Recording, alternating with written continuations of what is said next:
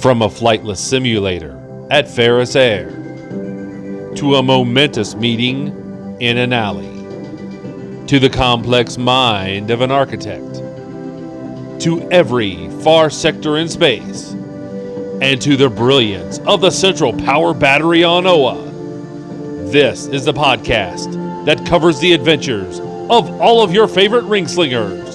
This is the Emerald Echo with your hosts, Adam and the Emerald Enthusiast. Welcome to another episode of Emerald Echo, a Green Lantern vidcast and podcast. As always, I'm your host, Adam. And with me is my co-host, the Emerald Enthusiast himself, Donnie. Donnie, how's it going? Hey, what's up, Green Lantern fans? It's the man whose ring runs on fanboy energy, the podcasting machine, the big nerd in green. It's the Emerald Enthusiast, and we're back to cover Green Lantern number 12. We are indeed. Well, we've come to the finally. First of all, Green Lantern number 12 came out after several delays from DC Comics. And so that was agonizing to not be able to read the end of this story. Oh, Donnie, we should be used to it as Green Lantern fans. When's the last time we had anything live action from Green Lantern? Well, I know. Wait, let me rephrase. Because we had Jade, and that would be greedy. Yes, of course. But aside from Jade, when's the last time we had anything live action movie or live action HBO Max info from the Green Lantern? It's been a while. Yes, so very little. We should be used to delays. Yes. Hopefully those times are changing. And with the because DC is ramping up on some things. For example, I forgot to mention this on our Superman and Lois episode we did recently. And you'll appreciate this being a fan of the old school Super Friends show. But have you seen that they've cast the Wonder Twins? Yeah, I saw that. Yeah. Yeah. And I immediately thought of you because I said, I remember Donnie used to be a big fan of the Super Friends series. That's true. And I know that's where not of the Wonder Twins though. but that's where they debuted. So I know. Yeah. I have to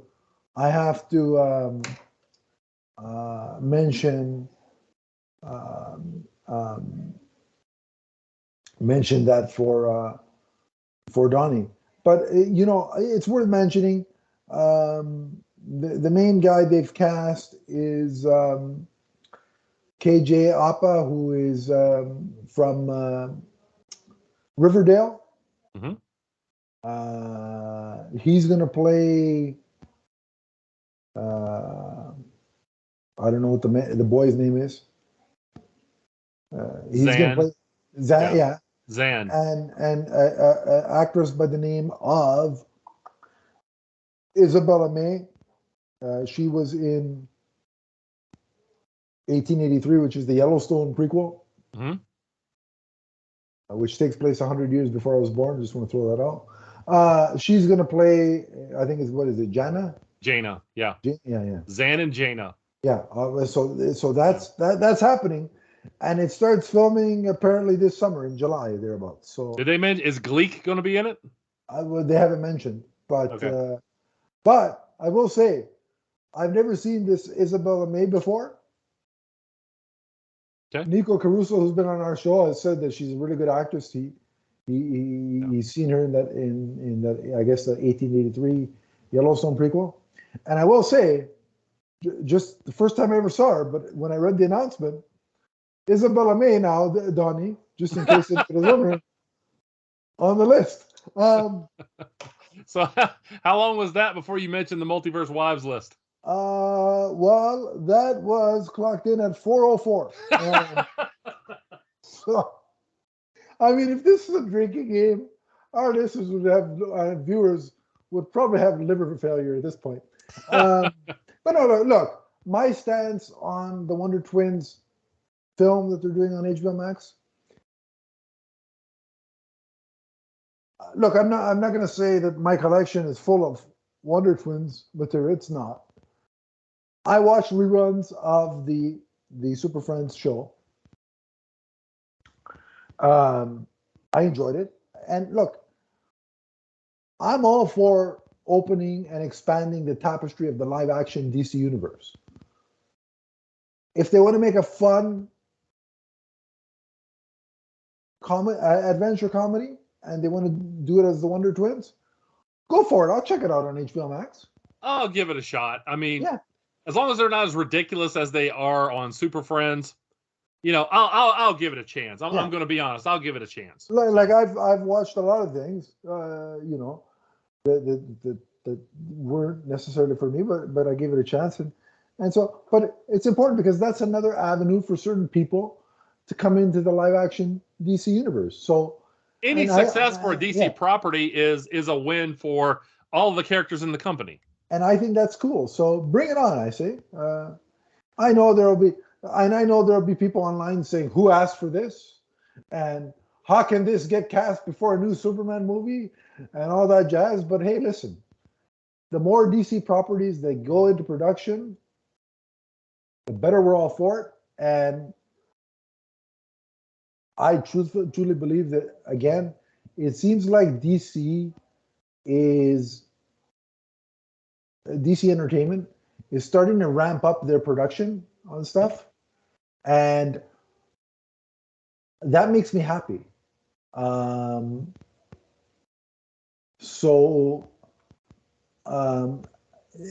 makes me happy, but also hopeful that at some point here we're going to get some news regarding the HBO Max Green Lantern show. So to tie it all back to Green Lantern, there it is. There we go. So that's what I just did there. There's also some Green Lantern, Team Lantern or Team Night, as Geoffrey Thorne likes to call them, adjacent news. So I think we should mention that out of respect for our creative team here. Geoffrey Thorne is working on a milestone book, correct? I'm trying to find that. Do you happen to know the title of that book? And the thing is, I want to read it, and now the title's escaping me. So let me see if we can find it real quick on Geoffrey's Twitter page. Yeah, but I definitely want to read that. We also should say that this is Marco Santucci's last episode. Well, not his last issue. Hopefully, not his last yeah. episode on the show. Well, yeah, I meant to say last issue. So because we want to have him back, of course. But it'll be as well. We'll talk about that in a second. But although he's in the round robin tournament with the John Stewart. Yeah, we'll get to that in a second. Let's handle the Geoffrey Thorne thing first. Okay. So Geoffrey Thorne is working on Blood Syndicate. There we go. Right. Yeah. And look, I'll confess, Donnie, and I'm going to make a pledge right now that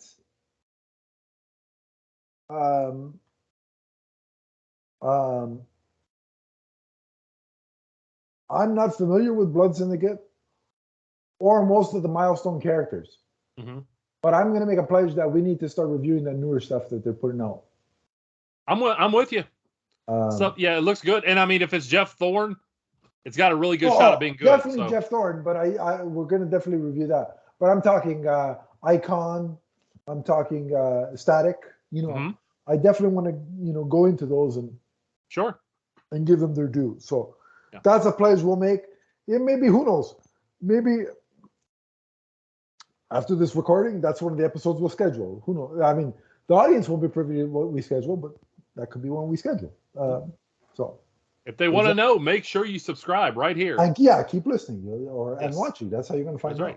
To Multiverse Musings, the vidcast. We already give it away for free. All we're asking you to do is watch it. So there's Geoffrey Thorne's bit of news in terms of what else he's doing.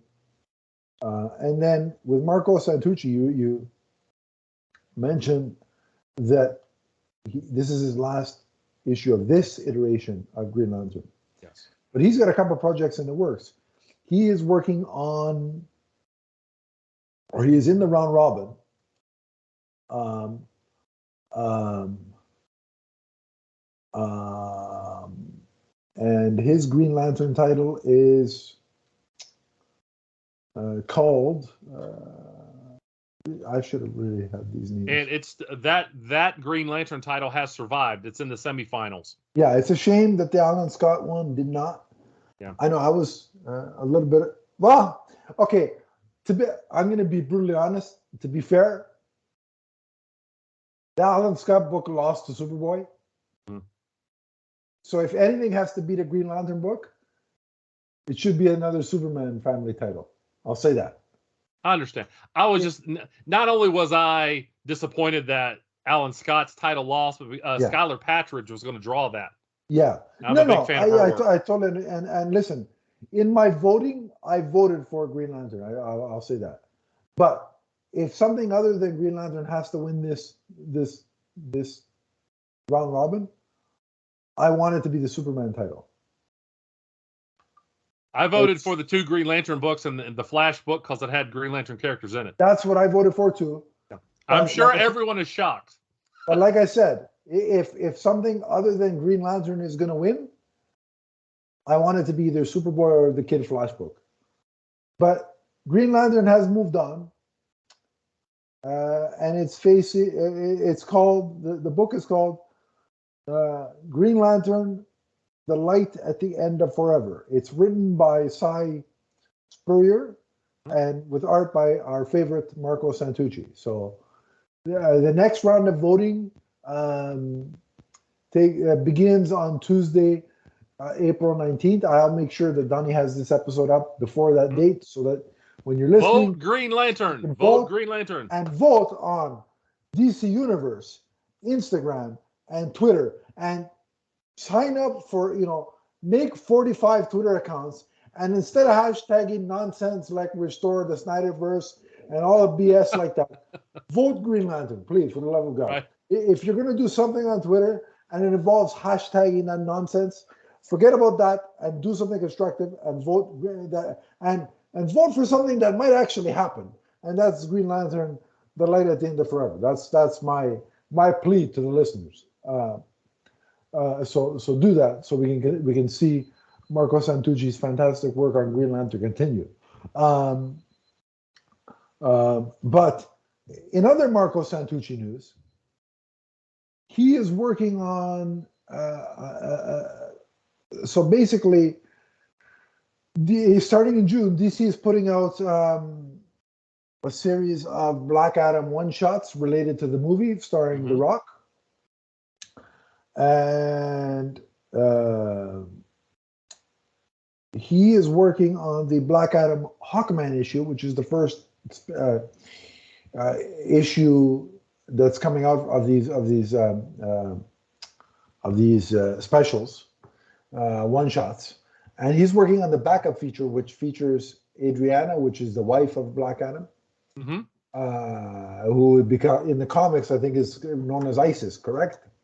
Am I right on that? I think so. I'd have to go back and check.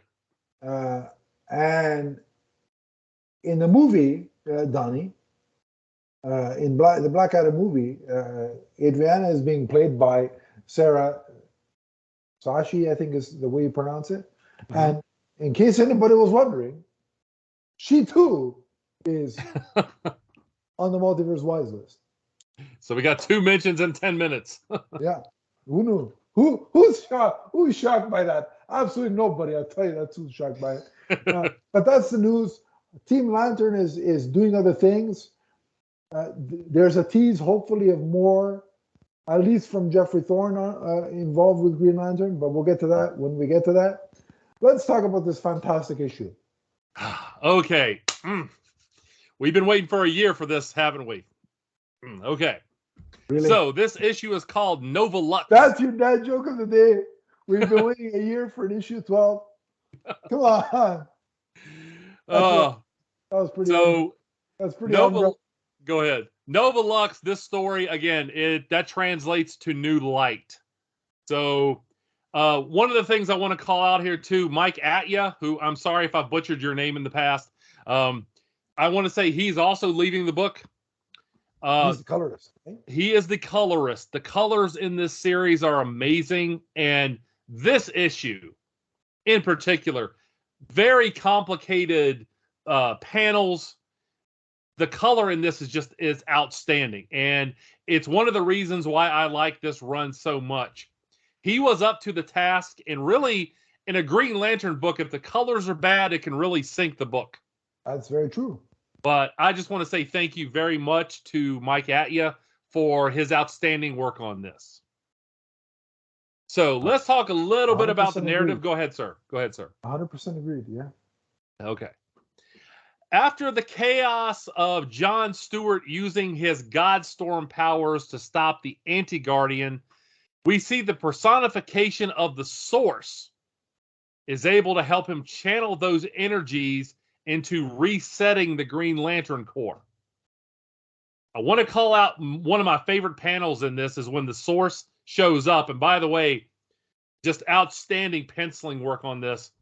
I love the panel where you see, like, in the background, it says the Source. Like it's like fire in the background. Yeah.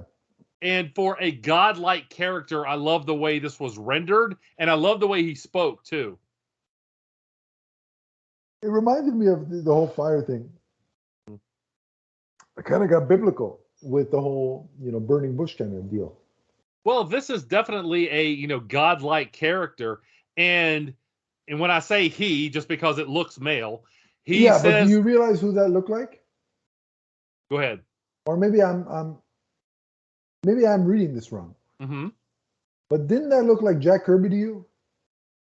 It very well could have. It very well might. I'd have to go back and compare them because I'm pretty sure that's Jack Kirby. Take a look. You may be right. Pretty sure. I should have asked Geoffrey Thorne. That would have been a good thing to know. But yeah, I was too absorbed in what he was saying. I'm pretty sure that was Jack Kirby. Okay, that would be very fitting. I'm willing to bet. What I want to point out here is that the Source says that he is both the wall, as in the Source wall, and he talks about a flaming hand. That's the hand of creation. Yeah. So he says basically in the past he's appeared as both of those things. Yeah.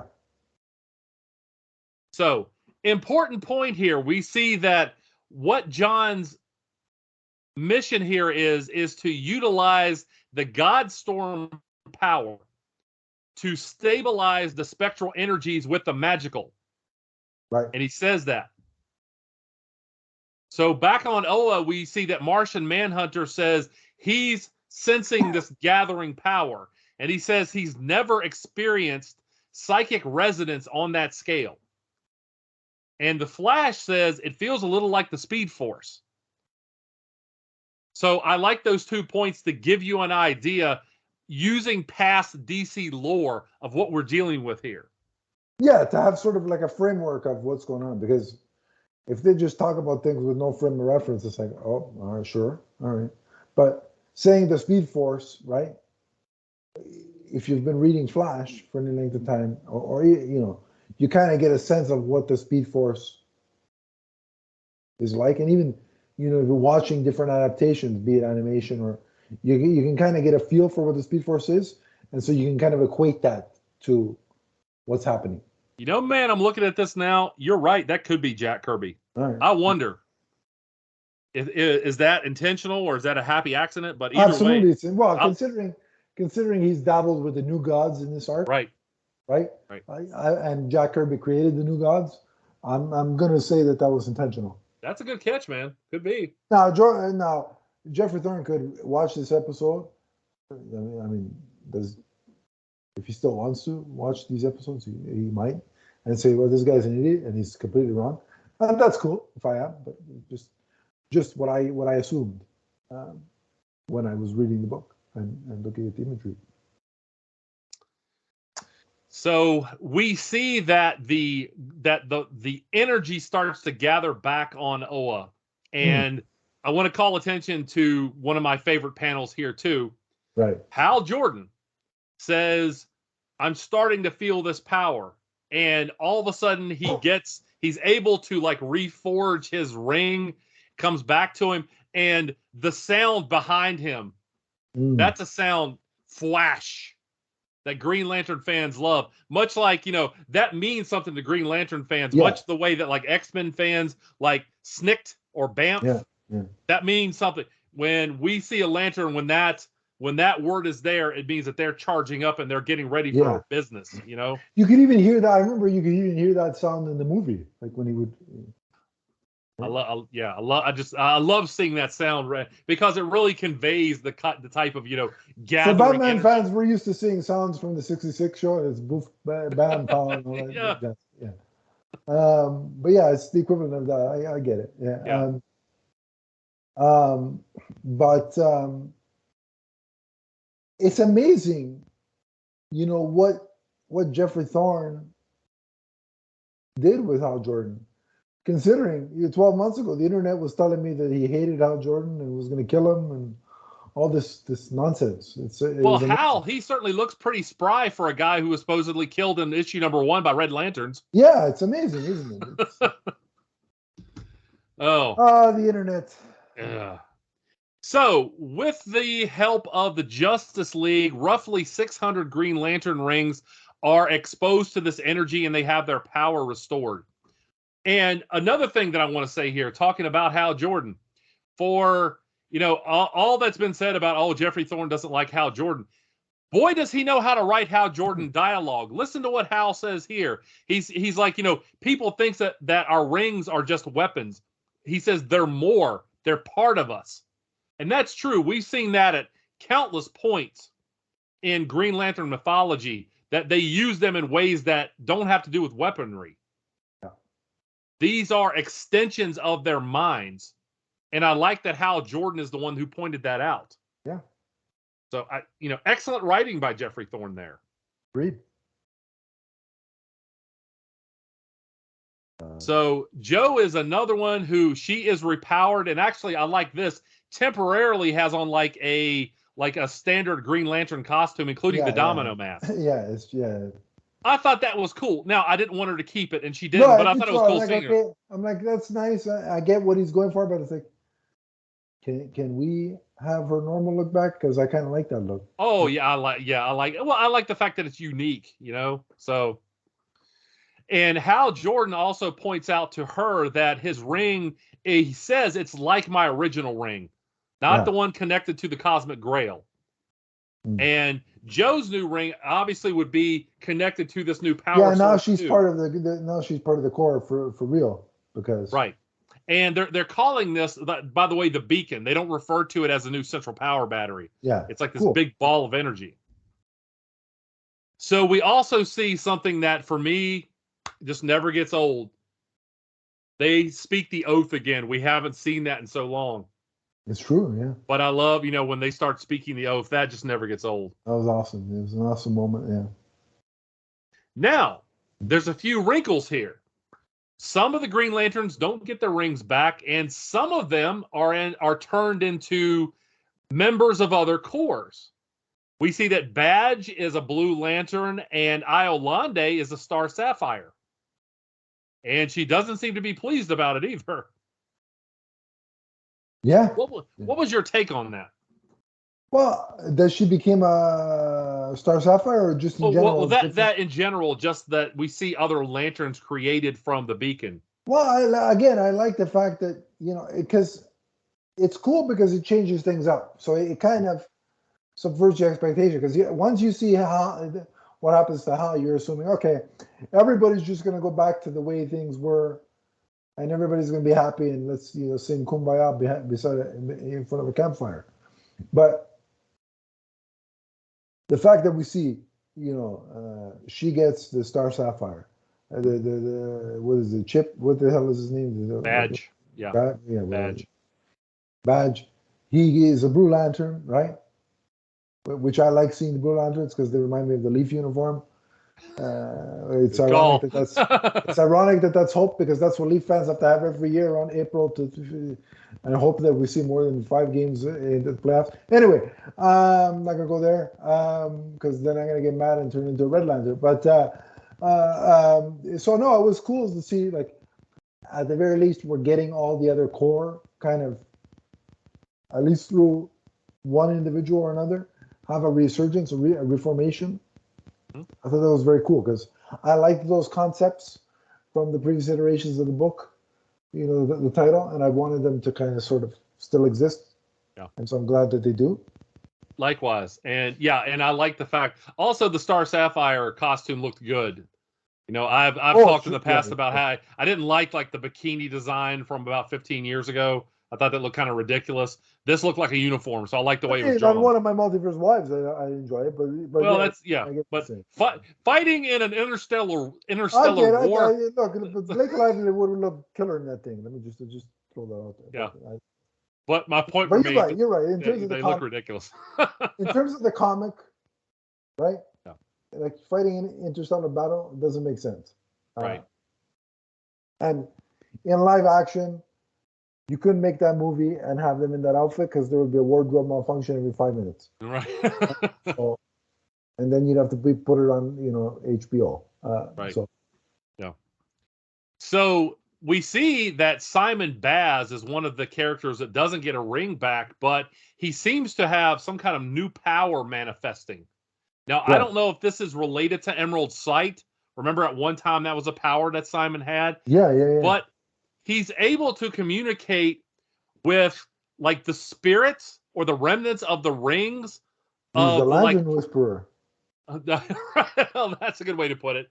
There are legions of dead lanterns out there, and he's seemingly communicating with their spirits. One of whom was Arisia. And remember, Arisia died earlier in this series. Yes. Not off panel. There were people out there spreading that rumor too. Oh, she died off panel.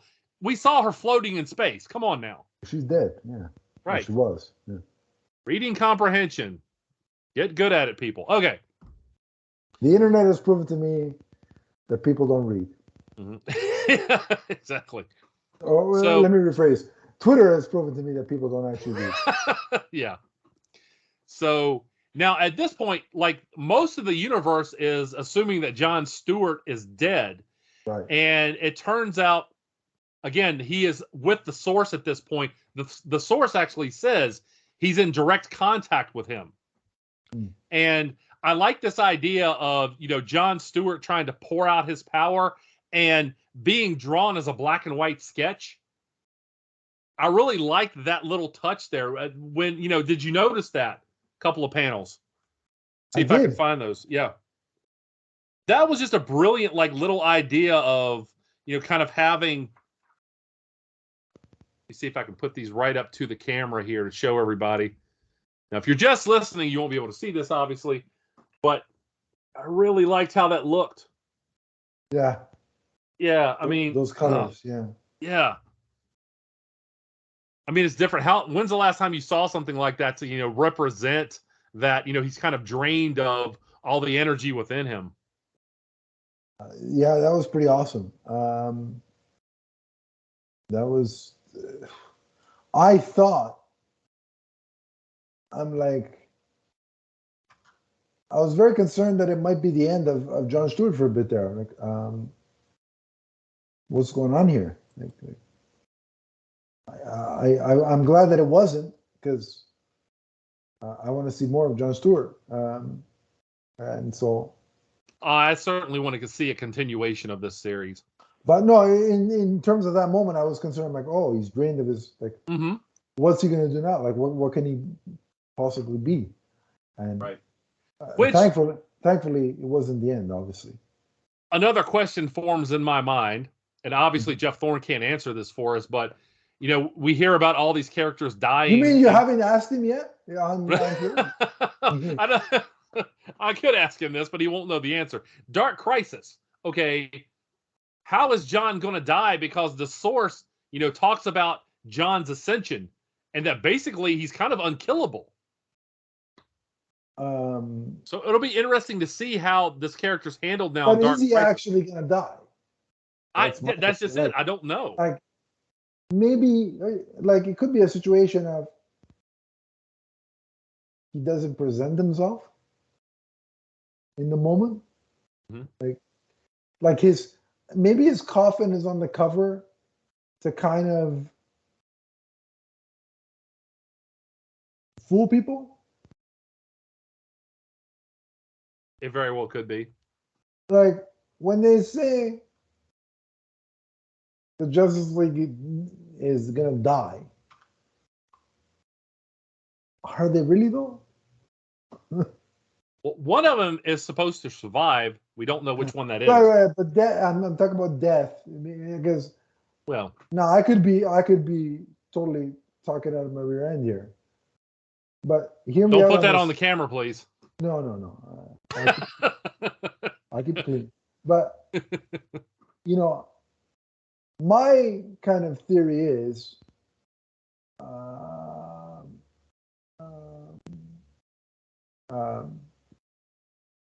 just want to say, you remember when Jerry Sags did that on Nitro?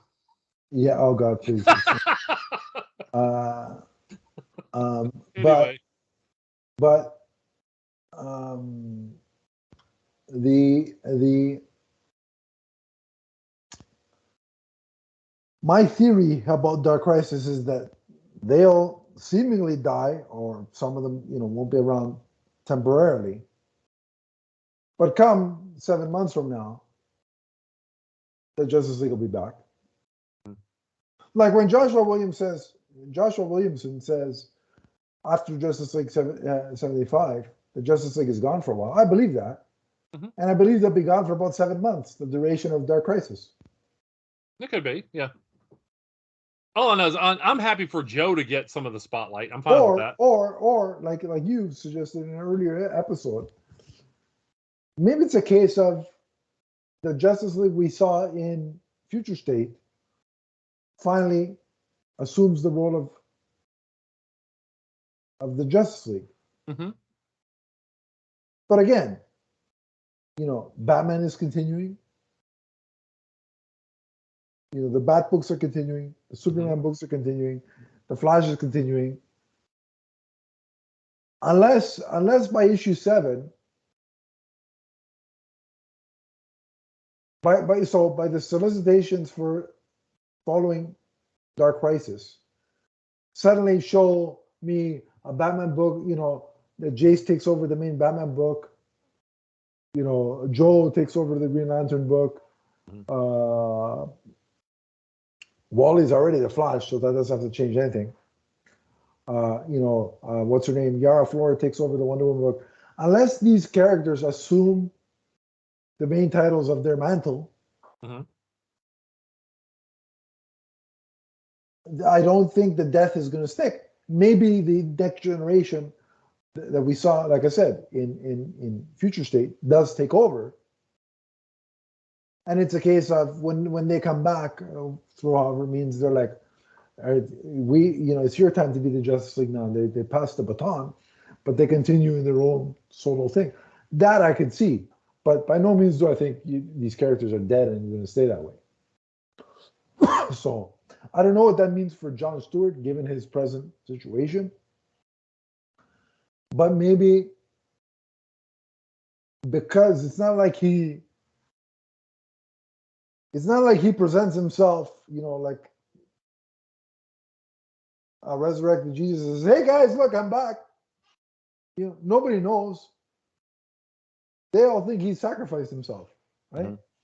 So that coffin that we see on the cover of Dark Crisis could be symbolic of the fact that the DC universe, outside of Jack Kirby's ghosts and John Stewart, right, think he's dead. Right. Although he does show up at the end where Kilowog's group is to save that group. Yeah, but he could be there, so he could be off. But yeah, so I'm leaning towards. I think John's going to survive Dark Crisis in some manner. Yeah, I just don't think he's going to be. Part of it. Right. Now, but before we get off onto that, I want to call attention back here because, and this is going to lead into what I have to say at the end here. John is concerned about having the amount of power that he now has. And you see this conversation with John and the Source. And John is worried about, turning into Parallax or being like Parallax or Krona or Ion. If you remember when Kyle had the Ion power, there was a confrontation with Kyle and Superman where Superman's like, it's too much power for one being to have. Yeah. John's worried about that. And the Source is like, we even see John's old Mosaic costume. John even has concerns about his past actions. Yeah. And the source is like, no, you know what? This is just going to reveal who you are. Mm-hmm. And we see that John manifests as the Emerald Knight at the end of this issue. Yeah. And he tells the slavers, you got 10 minutes to get out of Dodge. And that's basically, it kind of sort of sets up what we saw in Future State. Hmm? So a kind of full circle moment. And that image, that first splash page of John as the Emerald Knight was pretty badass, I gotta say. Oh, yeah. Of course, I thought, I want a figure. Really? I would have never crossed my mind that you would want I want a figure, McFarlane. Give me the Emerald Knight. Come on now. No, but you got to do the Batista. Give me what I want. Give me what I want. But it does say at the end, John Stewart and the Emerald Knights will return. So now, I saw that, and first of all, I went on Twitter and congratulated Geoffrey Thorne, Marco Santucci, Tom Rainey, and Tom Rainey, on their work through the course of the 12 issues. And I basically tweeted that we were going to be recording this today. I want to put that one panel that I'm talking about, the source. Beautiful stuff. Yeah, I love it. So I congratulated them, and I said the way it left off, there's a promise for more to come. And Geoffrey Thorne said thank you for saying thank you. And then I said, how long are you and DC going to make us wait for more? And Jeff, in typical Geoff Thorne fashion, because I guess he couldn't give me an answer, a specific date or whatever, he said, we serve at the pleasure of our Discovery overlords. So right. Doesn't tell me when we're getting more of this.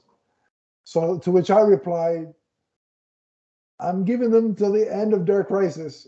Then I'm going to get extremely loud, but not obnoxious and ridiculous like some groups. Right. And I posted the Batista gif, from when he came back and give me what I want. Well, that's when I posted the Kylo gif. I was right. More. Geoffrey Thorne laughed and said, he didn't put a hashtag, but we know where he's going. Restore the Thorne, Rainey, and Santucci arcs. Right. To which I laughed because I didn't even have to mention the cul-de-sac cult, and he knew what I was referring to. You already knew, yeah. So I digress. You've given yourselves quite a reputation, folks. But I digress. So yes, I'd love more of seeing John's next iteration, as the Emerald Knight. Like the way things ended off here, Donnie. DC's put themselves in a position where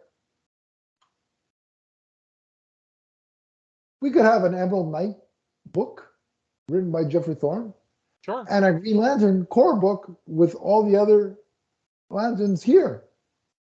Why not? Right. Well, if I can have just a minute here, Adam, to say something that I've been wanting to say for a while now with the way this series has do you want progressed. to do this before or after we read it? Well, it's your show, buddy. Let's go. Let's go ahead and rate it. Okay. You first. 5 for story. 5 for art. This couldn't have ended in a more enjoyable, pleasing way. I mean, I can't imagine if you're a fan of any particular lantern. I don't know how you could be pissed off by this ending.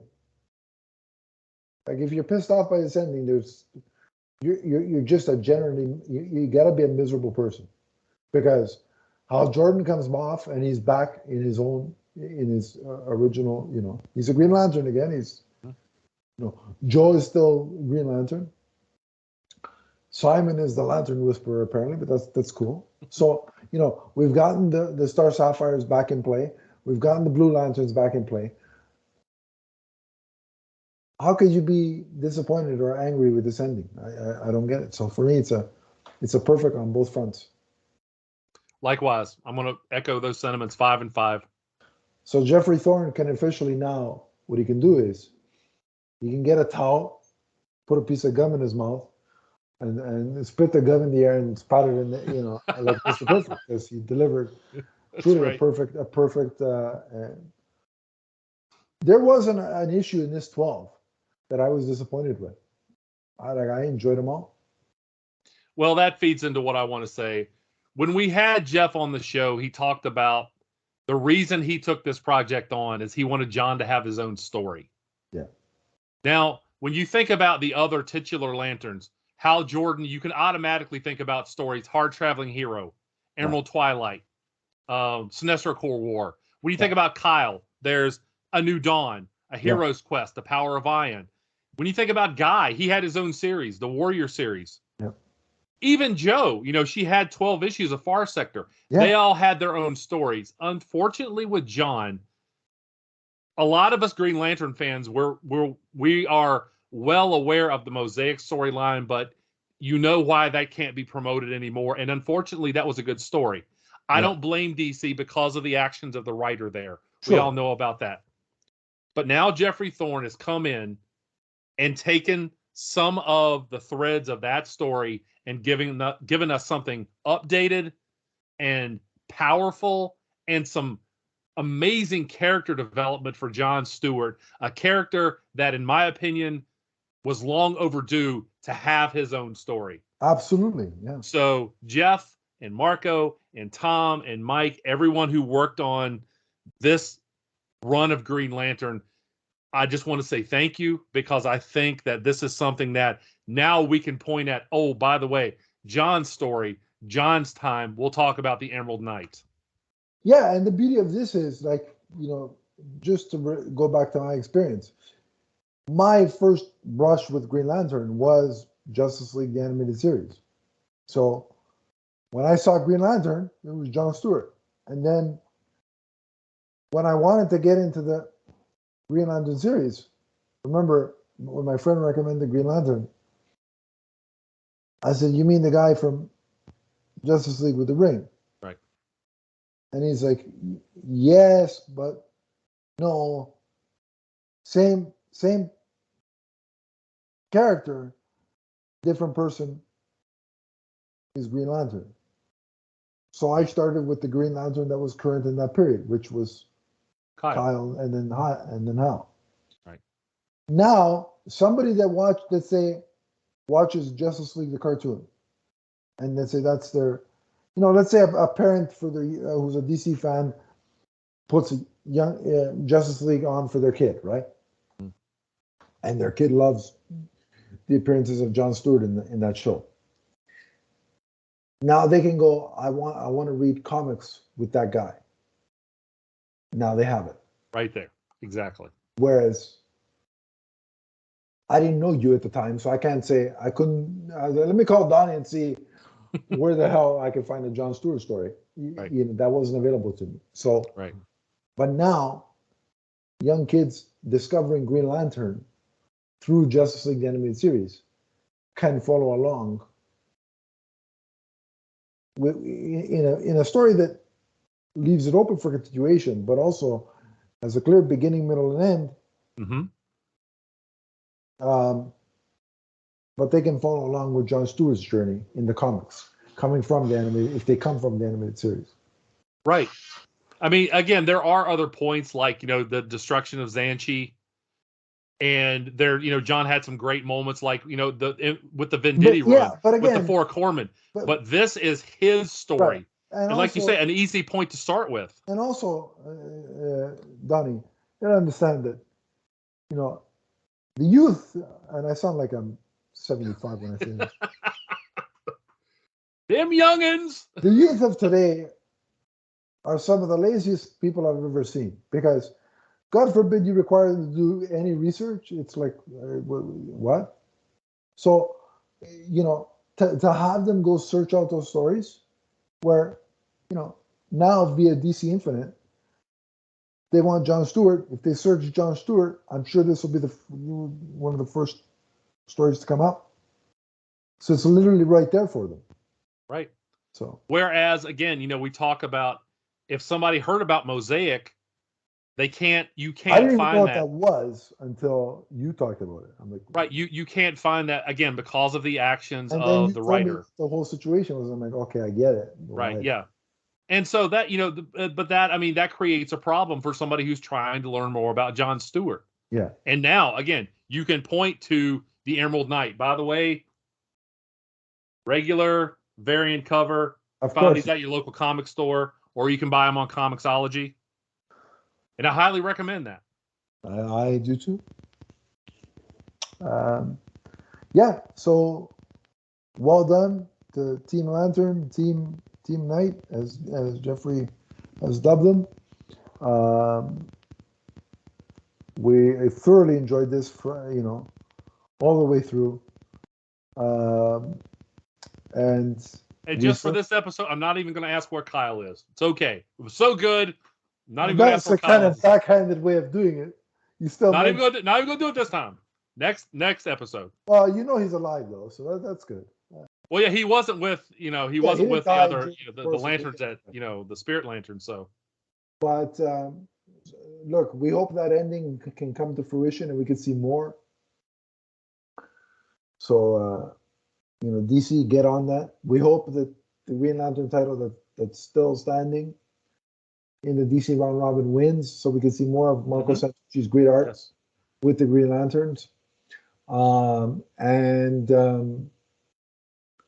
We will be back in whatever form the next iteration of Green Lantern, the Green Lantern title takes. The next iteration. Of course, we're still here. We're covering the older stuff and going through Kyle's journey and eventually Rebirth and all that good stuff. We're going to cover it all. Yeah, and there's a plethora of great Green Lantern titles from the past. Just because this title is on a break doesn't mean that you don't have a lot to delve into in the past. So we're not going anywhere. So if you wanted us to go somewhere, too bad for you. And if you like this show, it's not going anywhere. So don't worry about it. But we hope to see more of what Geoff has planned and where that ending leads. But in the meantime, we definitely thank you, Geoff, and Team Lantern for all that you've given us. And we'll see where Green Lantern's future takes us. But until then, if you want to talk Green Lantern with either myself or the expert here, the Emerald Enthusiast, you can on social media. Donnie, where do they track you down? You can find me on Twitter as the Emerald Enthusiast. You can also find me on YouTube, where I do lots of product reviews. Let's talk comics. Let's talk collectibles. Let's talk Green Lantern. And if you want to talk to me about Green Lantern or anybody else in the DC universe, you can at Adam_LeafsFan on Twitter. We also have the Facebook group, which is somewhere in the description below. Click that link. I'll add you. And we can continue the conversation there. But until next time, remember that John Stewart, the Green Lantern, the Emerald Knight, is forever. From the first issue of this series to the last. So long, everybody. So long, everyone.